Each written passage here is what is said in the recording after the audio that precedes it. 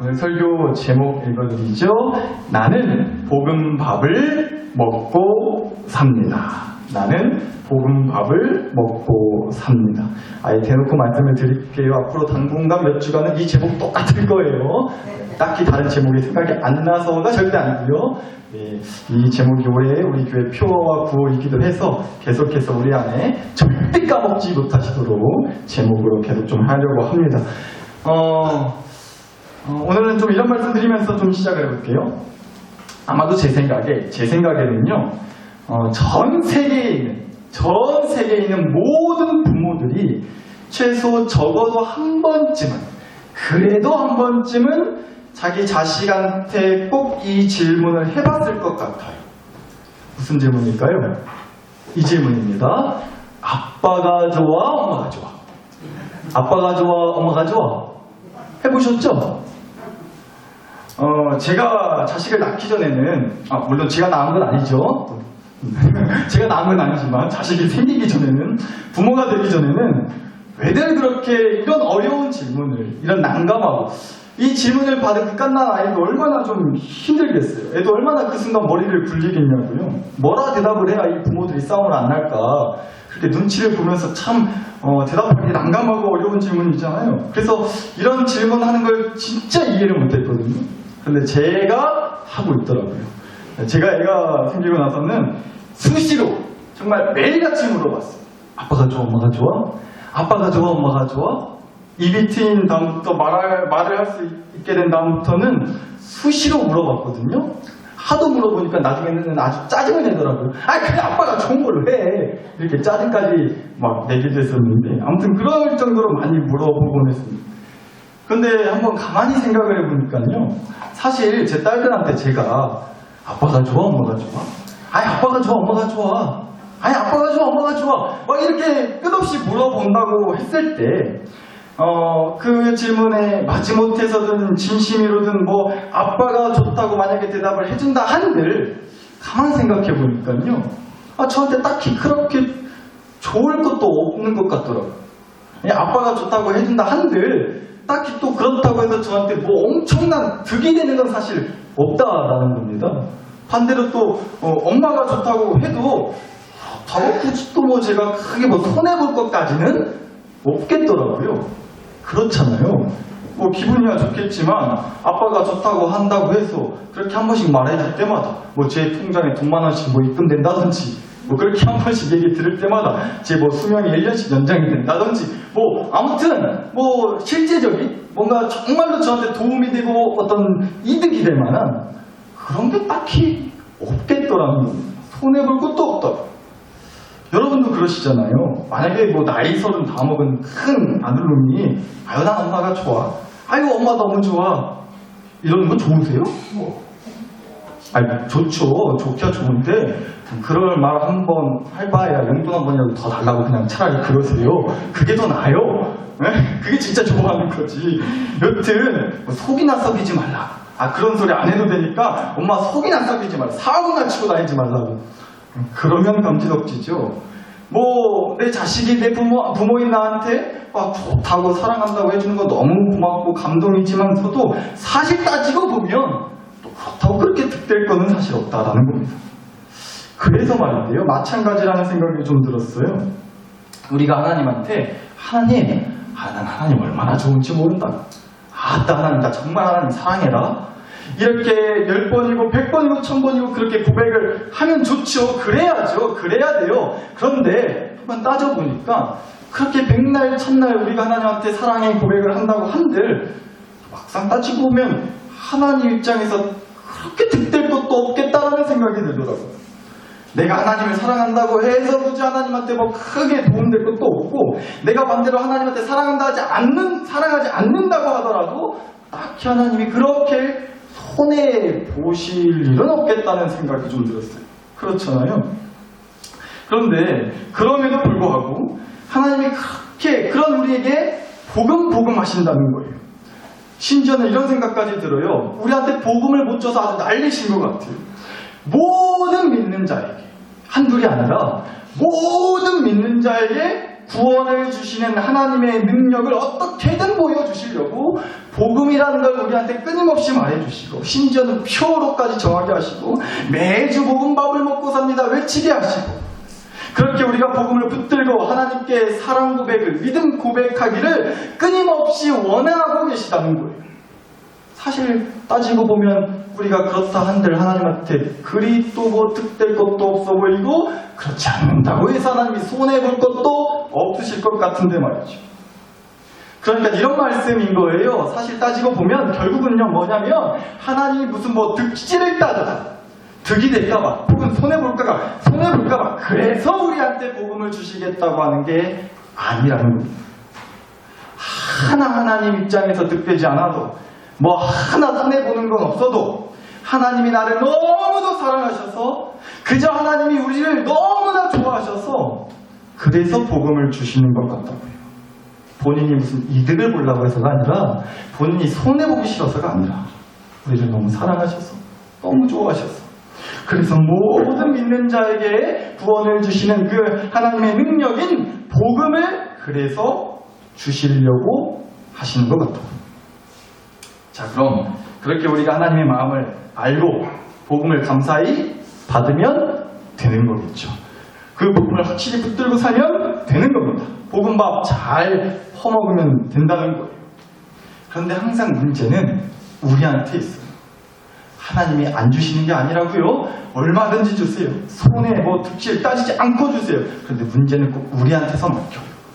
그 복음을 붙들고 잘 퍼먹으면 되는데 우리가 그러지를 않는다는 거예요. 복음? 여전히 난 솔직히 잘 모르겠다고. 아예 난 그냥 그렇다고 감동이 안 되는 거예요.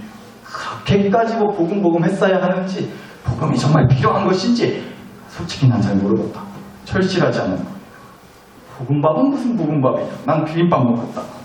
내가 먹고 잡은 거 쓱쓱싹싹 비벼가지고 이것저것 섞어가지고 내가 좋아하는 양념들 팍팍 부어서 그냥 쓱쓱싹싹 맛나게 비벼 먹으면 좋은 것이지. 내 입맛에 하나 맞지도 않는 싱거 죽겠는 볶음밥, 뭔 맛인지도 모르겠는 무슨 볶음밥? 난 비빔밥 비벼 먹겠다고. 우리가 그래도 그렇지 않냐는 겁니다. 제가 며칠 전 수요 저녁 예배 드릴 때 이런 말씀을 드렸어요. 예배 드리러 오신 모든 분들에게 다 10억씩 드리겠다고. 꼭 받아가시라고. 근데 아멘 소리들을 안 하시더라고요. 그 말을 했는데도. 그래서 제가 이제 집에 돌아와서 한참을 생각해봤어요. 왜 아멘 소리를 안 하시나? 10억씩 돈을 드리겠다는데, 내라는 것도 아니고 드리겠다는데 왜 아멘들을 안 하실까? 정말 심각하게 고민했어요. 그러다 답을 안 했단 말이에요. 너무 적게 드려서 그렇구나. 그래서 오늘은 특별히 또 주일이고 따블로다가 예배 드리러 나오신 여러분들께 모두 다 20억씩 드리도록 하겠습니다. 한 100억 드려야 돼요? 그래도 아멘이지 않네. 20억씩 다 드리겠다니까요. 모두에게 한 분도 빠짐없이 꼭 받아가세요. 아셨죠? 진짜로 받아가시라고 드릴게요. 대신 2121년에 드리도록 하겠습니다. 수요 저녁 예배 때도 이 말씀 드렸다가 분위기가 싸해졌거든요. 지금도 그렇게. 여러분, 근데 제가 이 말씀을 갑자기 뭐 또 돈 얘기냐 싶으실 것 같은데 이 말씀 드려보고 싶어서요. 우리가 복음밥을 앞에 두고, 우리가 복음 밥상을 앞에 두고 그러는 것 같다고. 돈맛 나게 좀 잘 비비고, 내가 진짜 좋아하는 돈맛 혹은 뭐 다른 내가 좋아하는 그 맛 나도록 잘 쓱쓱싹싹 비벼서 내가 진짜 필요한 양념 쓱쓱싹싹 팍팍 넣고 비벼서 만든 비빔밥 같지 않은 볶음밥은 영 맛이 안 나는 거예요. 영 내 입맛에 안 맞아요. 영 싱거워요. 먹기가 싫어요.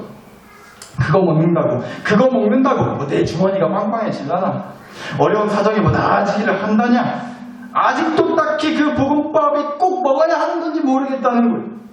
혹시 그렇게 생각하실지도 모르겠어요.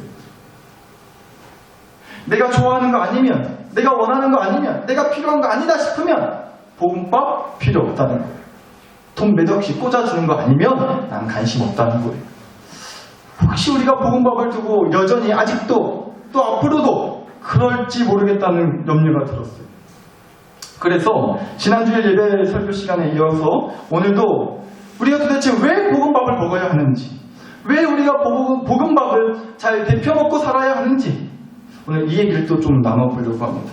우리가 이 복음의 위대함과 이 복음의 특별함과 이 복음밥이 정말 대단하다는 것을 먼저 잘 알아야, 그래야 복음에 좀 혹하는 마음이 생겨도 생기지 않겠냐고요. 그 얘기를 그래서 오늘도 나눠보려고 해요. 또 그래서 지난주에는 복음에는 오늘 주신 말씀에 나와 있듯이 능력이 있다는 말씀을 드렸던 겁니다. 능력이 있기 때문에 복음 하는 것이고 복음밥을 드셔야 된다고요. 그리고 오늘은 이런 말씀을 드려보려고 해요. 복음이란 차별이 없다는 거예요. 복음에는요, 차별이 없다는 겁니다. 우리가 오늘도 보고 있는 이 로마서 말씀은요, 바울이라고 하는 사람이요, 로마 땅에 있는 교회들에게 쓴 편지라고 해요. 그런데 당시 로마에 있는 교회들은 이런 문제가 있었다고 합니다. 우리가 로마서 16장까지 있는데 쭉 살펴보면 그 문제들을 확인해 볼 수가 있는데요. 다 볼 수는 없고 시간상 이런 문제가 있었어요. 교회 안에 이런 갈등들이 좀 있었던 거예요. 쉽게 말해서 편이 나눠졌다는 겁니다. 편이 갈라졌다는 거예요, 교회가. 이 당시에 로마 땅에는 많은 유대인들이 살고 있었어요. 여기서 그런데 많이 들어보셨지만 아리까리 뭔 말이다 싶어 하실 것도 같아서 한 가지 좀 정확히 짚고 넘어가서 하는 게 있는데, 오늘 주신 말씀에도 나오고 우리가 성경 말씀에서 보게 되는 이 유대인이라는 게요, 이스라엘 백성을 말하는 거예요. 이스라엘 백성이요. 그러니까 보통은 그 이스라엘 민족에서 태어난 사람, 그러니까 한국에서 태어난 한국 사람, 이런 것처럼 이스라엘 민족에서 태어난 사람, 혹은 이스라엘 땅에서 살았던 사람을 가리켜 성경에서 유대인이라고 통틀어 얘기를 하는 겁니다. 보통은요. 여튼 쉽게 말해서 유대인은 이스라엘 백성이다 라고 일단 그렇게 좀 생각하고 얘기를 들으셨으면 좋겠어요. 그런데 당시 로마 땅에 살고 있던 이 유대인들끼리, 이 이스라엘 백성들끼리 서로가 싸움이 난 거예요. 왜냐하면 유대인 중에서도, 이스라엘 백성들 중에서도 때려 죽어도 예수님을 믿지 않았던 유대인과, 또 유대인이지만 예수님 원래 안 믿는 사람이었지만 마음이 바뀌어가지고 예수님을 믿기 시작한 그런 유대인들, 이렇게 두 파로 나뉘었는데, 예수님을 믿는 유대인, 예수님을 믿지 않는 유대인, 이렇게 두 개의 파로 나뉘었는데, 이 두 파가 서로 물고 뜯고 아주 그냥 매일같이 치고받고 싸움이 났다라는 거예요. 아주 죽이려고 서로가 달려들었어요. 그래서 당시 이 로마 제국의 황제가 글라우디오라고 하는 사람이었는데, 이름 중요하지 않아요. 여튼 이 황제가 툭하면 유대인들이 그렇게 싸워대니까 하도 시끌시끌해서 로마 땅에 사는 유대인들을 다 쫓아내버려요. 사도행전 18장에 나오는 말씀인데, 여튼 그 로마 땅에 사는 유대인들을 다 쫓아내버립니다. 그리고 어디로 쫓아냈냐? 고린도라는 도시로 쫓아내요.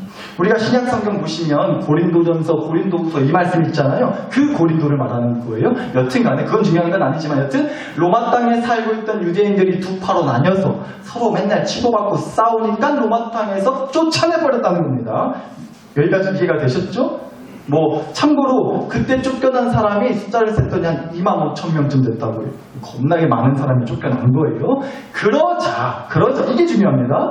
로마에 있는 교회들에서 유대인들이었지만, 원래 예수님을 안 믿는 사람이었지만, 그래도 이제 예수님을 믿기로 작정하고 기독교인이 되어가지고, 쉽게 말해서 예수님을 믿고 이제 교회를 다니기로 한 유대인들이 그래서 확 죽어버리게 된 거예요. 왜요? 유대인들이 쫓겨났다 그랬잖아요. 그래서 그 교회에 유대인 출신 기독교인들이 싹 사라져버린 겁니다. 싹 사라져버린 거예요.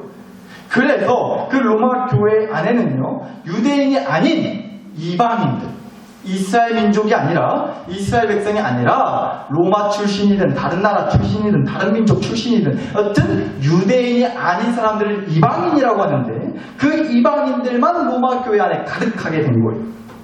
그런데 시간이 지나고 나서 이제 그 로마 황제 글라우디오라는 황제가 이제 죽게 돼요. 그리고 나서 이제 다시 로마 땅에서 쫓겨난 유대인들이 로마 땅으로 돌아올 수 있게 됐습니다. 다시 돌아오게 된 거예요. 유대인들이 로마 땅으로요. 그 바람에 로마 땅에 있는 교회를 다녔던 그 유대인들도 다시 교회로 컴백하게 된 거죠. 다시 교회로 올 수 있게 되었다는 거예요.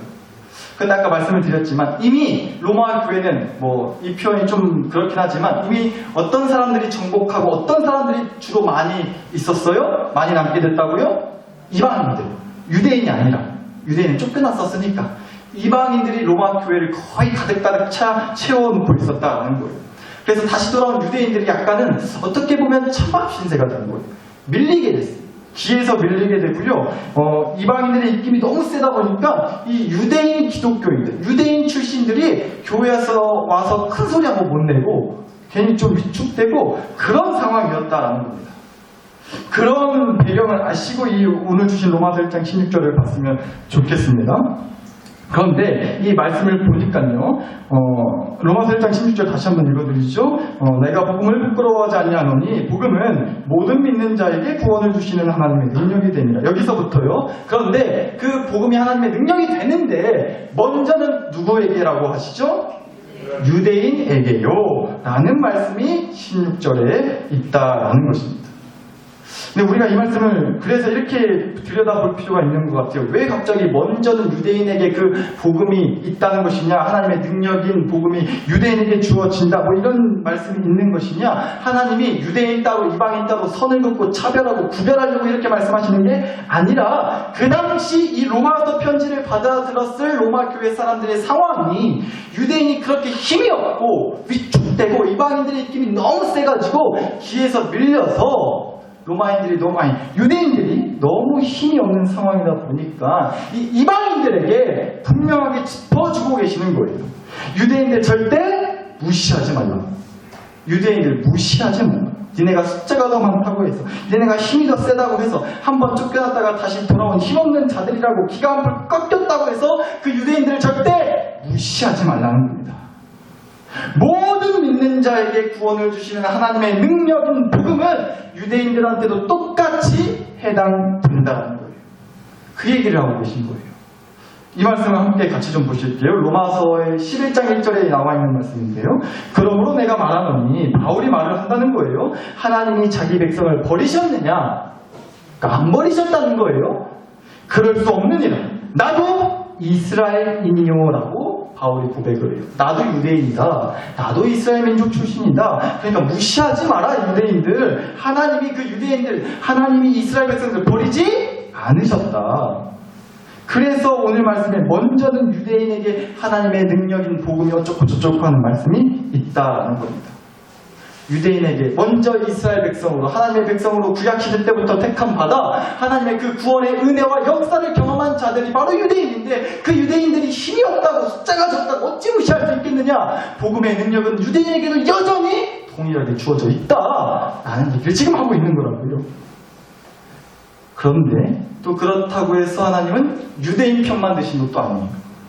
왜냐하면 동시에 함께 기억하셔야 할 것은, 그렇다고 복음이 유대인에게만 주어진 게 아니라고 말씀도 해주시기 때문입니다. 이스라엘 백성에게만 복음이 해당되는 거라고 말씀하시지는 않는다. 복음 밥상을 유대인들만, 구약시대 때부터 먹어왔던 그 유대인들만 먹을 수 있는 게 아니라는 거예요. 그래서 로마서 1장 16절은 이렇게 끝나는 거죠. 먼저는 유대인에게요, 그리고 누구에게로다? 헬라인에게로다. 사실 당시 로마교회 상황으로서는 앞서 말씀을 드렸지만 이방인들이 숫자적으로는 훨씬 더 많다고 했어요. 그러나 이방인들은요, 그래도 여전히 구원, 복음, 하나님의 백성이 되는 이런 얘기들 앞에서는 사실 그렇게 명함을 내밀기가 조금 거시기 했던 게 사실이에요. 숫자는 많았어도.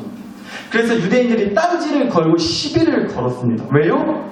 그 이방인들은 헬라인이라고 지칭되는, 헬라인이라고 지금 불려지는 사람들이 이방인들인데요. 그 이방인들, 너희는 구원의 은혜를 받을 수 있는 사람들이 아니라고 유대인들은 생각했기 때문에 그래요. 유대인들은 거듭 말씀드리지만 이스라엘 백성들이, 이스라엘 민족 출신이라고, 구약 성경 쭉 그 긴 역사를 통해서 하나님으로부터 택함을 받고 구원의 역사를 경험하고 하나님으로부터 율법, 하나님의 말씀들, 십계명을 비롯해서 여러 가지 하나님께서 지키라고 주신 그 말씀들을 받은 백성이라고. 그래서 오랜 역사 동안 할아버지 때부터, 조상들 때부터 하나님의 말씀을 열심히 철저히 지키기 위해 노력했고 그렇게 살아왔던 그런 역사가 있는 그런 자부심이 있는 그런 민족이 바로 유대인이었단 말이에요. 그래서 그들은 생각했어요. 자기들만이, 유대인만이, 이스라엘 백성만이 하나님께 구원의 능력을, 구원의 은혜를 받을 수 있다. 그렇게 생각했던 거죠. 그래서 이방인들, 헬라인들, 이스라엘 민족 출신이 아닌 다른 나라 사람들, 어디 식구들이라고 함부로 여기 낄라 그러냐고 하냐고, 꺼지라고 하라고, 우리가 상종할 수 없는 것들이라고 이렇게 무시하는 분위기도 있었단 말이에요. 이방인 니네들이 우리 조상들이 구약시대 때부터 받아온 하나님의 말씀이 있기를 하냐, 그 말씀과 율법을 철저히 지켜온 세월과 전통이 역사가 있기를 하냐, 무엇이 있냐, 어디 족보도 없는 것들이 감히 하나님의 백성 되겠다고, 하나님의 백성 되고 싶다고 하나님 백성 딱지를 쉽게 얻으려고 하냐고, 이렇게 쉽게 말하면 딴지를 걸어가는 거예요. 그러나 로마서 말씀은 분명히 우리에게 얘기해 준다는 겁니다. 3장의 말씀들을 좀 볼게요. 3장 9절, 10절, 27절을 보니까요. 그러면 어떠하냐? 이제는 바울이요, 이 유대인들에게 하는 말이에요. 그러면 어떠하냐? 우리는 나으냐? 결코 아니라. 유대인이나 헬라인이나 다 죄 아래에 있다고 우리가 이미 선언하였느니 기록된 바 의인은 없나니 하나도 없으며 그런즉 자랑할 데가 어딨냐? 있을 수가 없느니라. 무슨 법으로냐, 행위로냐, 이러지 말라고 얘기를 하는 거예요, 유대인들한테. 그리고 나서 29절 하나만 더요. 하나님은 다만 유대인의 하나님이시냐? 아니라는 거죠.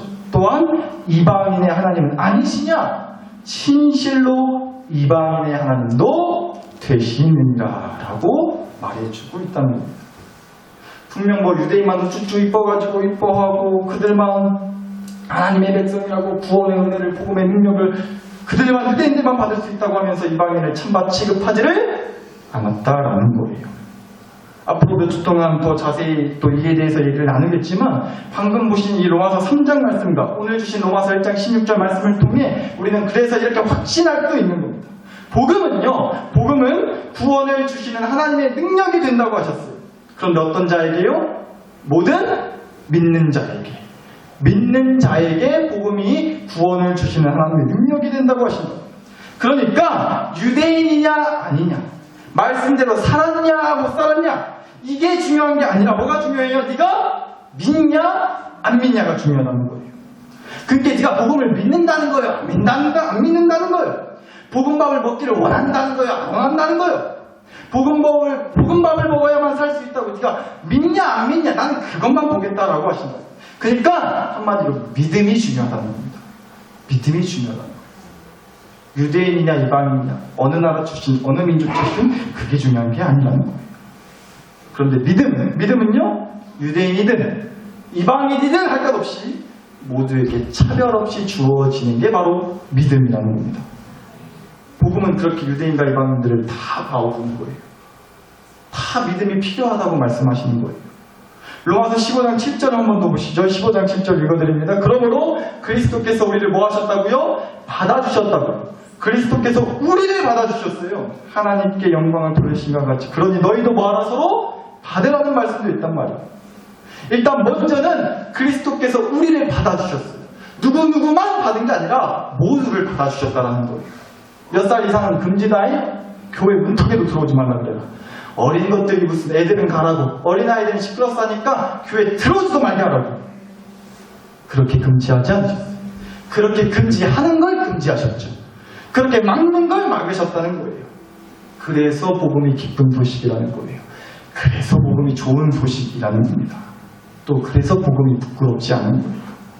만약 우리가 믿겠다고 하는 이 복음마저, 하나님이 주신다고 하는 이 복음마저 차별하고 선을 긋고 네 편 내 편 했더라면 이 세상에서 보게 되는 무수히 많은 갈등과 싸움을 일으키는 그저 그렇게 똑같이 생겨먹은 거라면 복음이 그럼 부끄럽죠.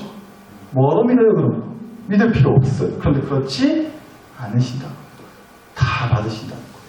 우리를 다 받아주신다는 거예요. 그렇게 하나님은요, 복음을 가지고서 차별하지 않고 금지하지 않으시고 모두에게 복음의 문을 열어놓으셨다는 겁니다. 그리스도께서 다 아우르시고 다 받으신다고 그래서 말씀을 하시는 거예요. 근데 여기 한 가지만 더 짚고 가겠습니다. 그럼 왜 그렇게 다 받아주시는 걸까? 왜 다 받아주신다는 걸까? 앞서 3장 9절 잠깐 보셨지만 우리 모두가 다 죄 아래에 있기 때문에 그래요. 다시 말하면 유대인도 이방인도 그 누구도 다 죄 아래에 있다고요. 의인은 하나도 없다고 하시잖아요. 다 죄인이라는 거잖아요. 그런데 이 말을 다시 말하면 뭐겠어요? 그러니까 즉 모두 다 구원의 은혜를 받아야 할 사람이라는 말인 거죠. 모두가 다 복음의 능력을 붙들어야 할 사람이라는 말이기도 한 겁니다. 그리고 이 말을 또 다시 말하자면 구원의 은혜를 받아야 할 모두에게 빠짐없이 차별 없이 그 구원의 은혜를 주시겠다는 거예요. 복음의 능력을 붙들어야 할 모두에게 빠짐없이 차별 없이 그 복음의 능력을 붙들 수 있게 해 주시겠다는 말이라고요. 그러니까 나쁜 손가락 있다고 잘라내지 않으시겠다는 겁니다. 미운 놈 딱 하나 져서라도 어떻게든 먹이시겠다는 거예요. 미운 놈이라고 버리지 않으신다고요. 내팽개치지 않으세요. 걸러내지 않으신다고요.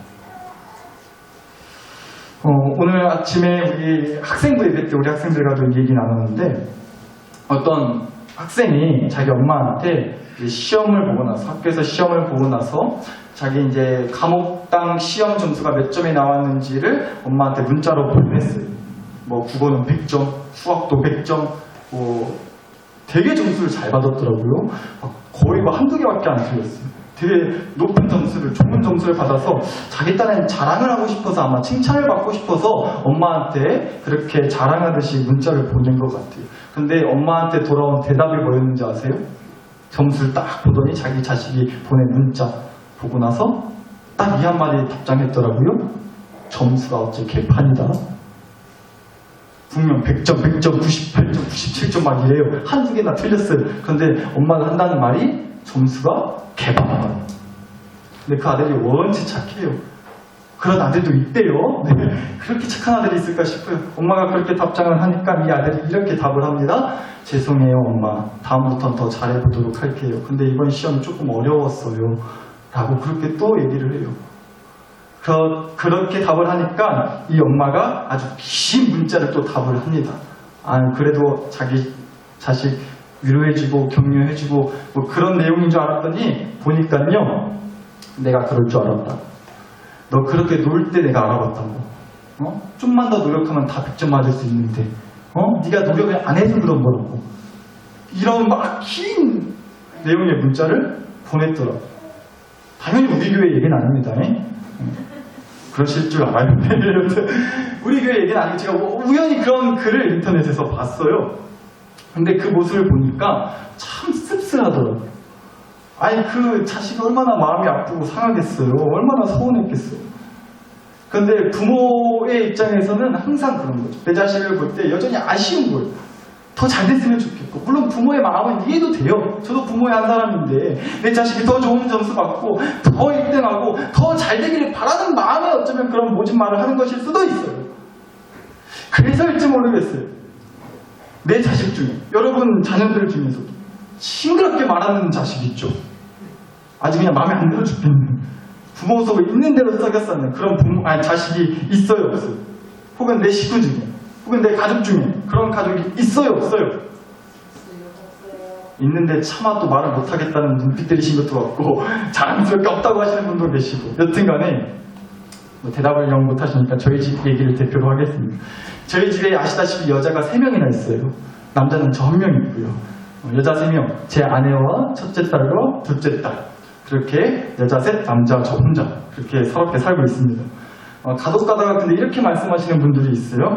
아들 하나는 그래도 있어야지, 아들 하나는 더 나으라고, 그렇게 말씀하시는 성도님들이 계신데, 그러면 제가 꼭 그러거든요. 그래서 나왔는데 또 딸이면 어떡하냐고. 그러면 꼭 이렇게 말씀을 하세요.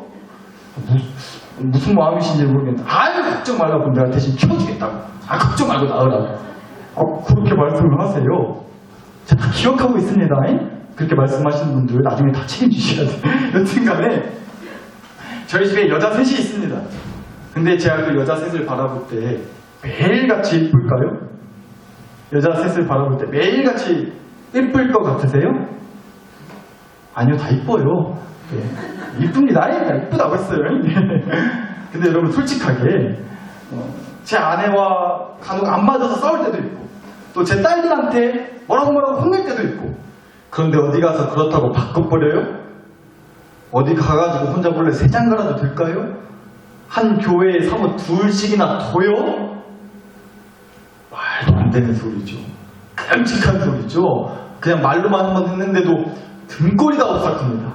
저 뒤에서 누가 찌려보는 것 같아가지고 말도 안 되는 얘기고 생각할 수도 없는 일인 거죠.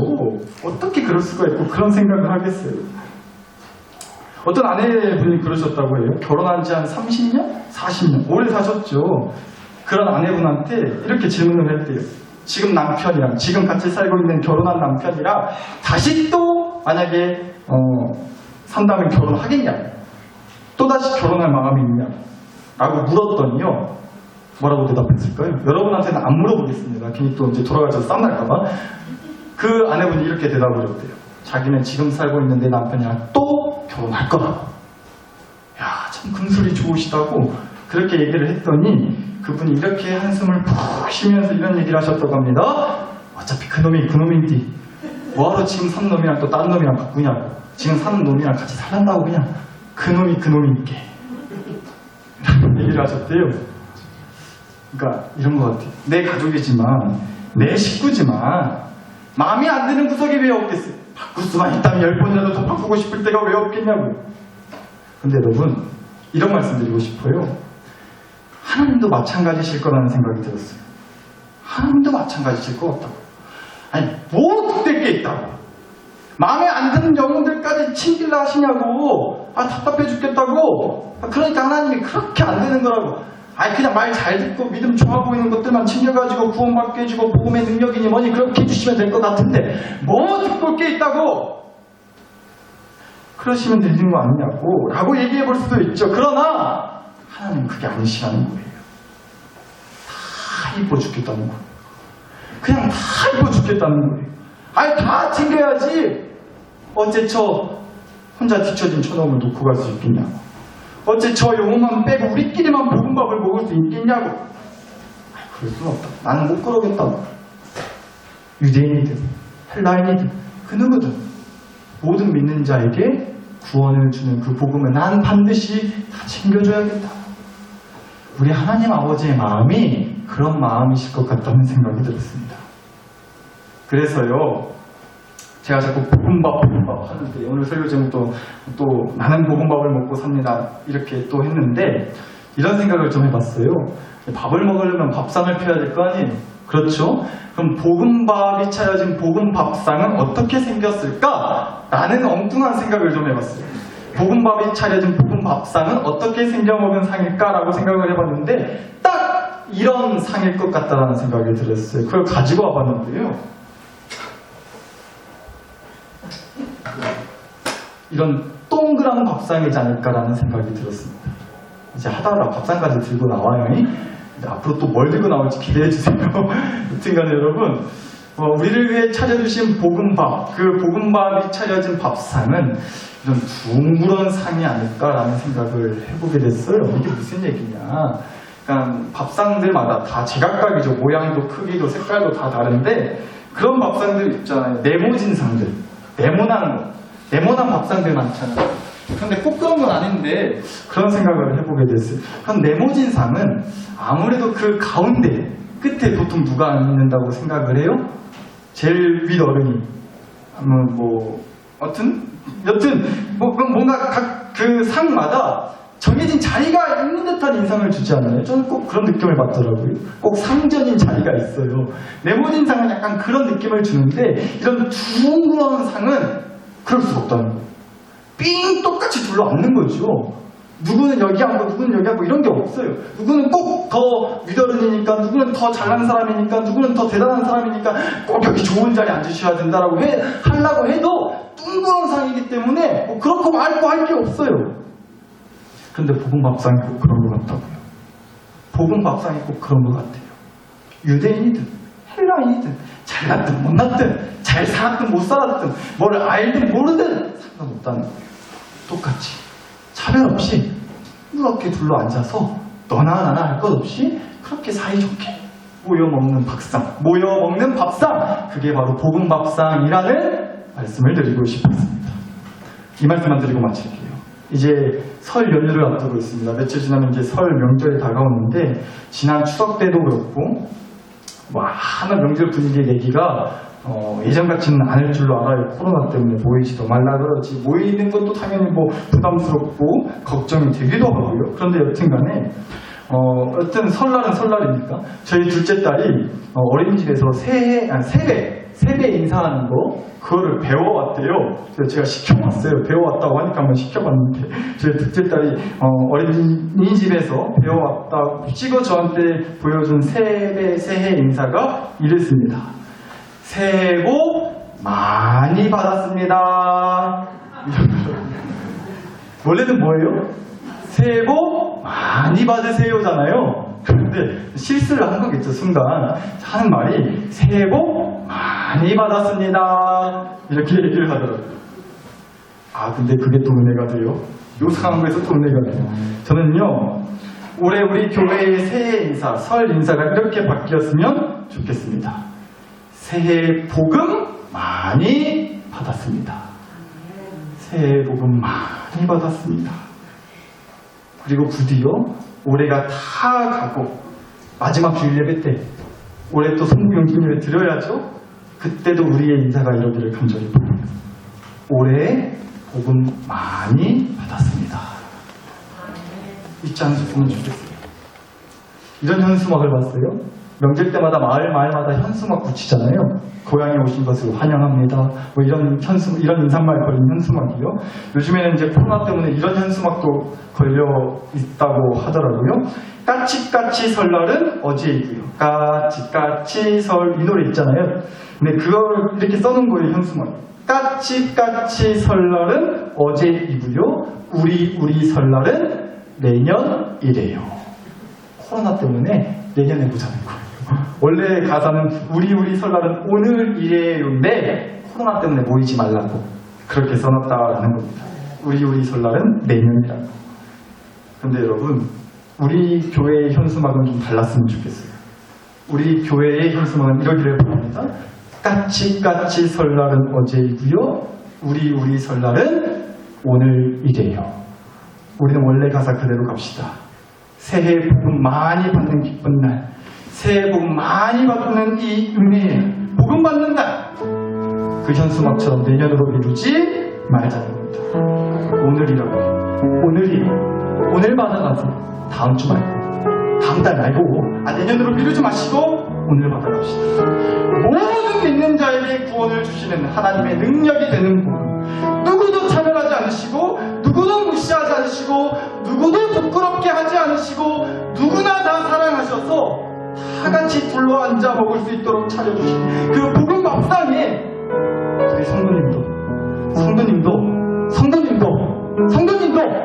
꼭 앉아주시기 바랍니다. 그러라고 오늘도 둥그런 밥상에 아주 맛있는 복음 밥상을 차려주신 줄 믿습니다. 이 시간 우리 다 같이 먹는 시간 되기를 간절히 바라며 주신 말씀과 은혜를 안고 그래서 함께 기도했으면 좋겠습니다.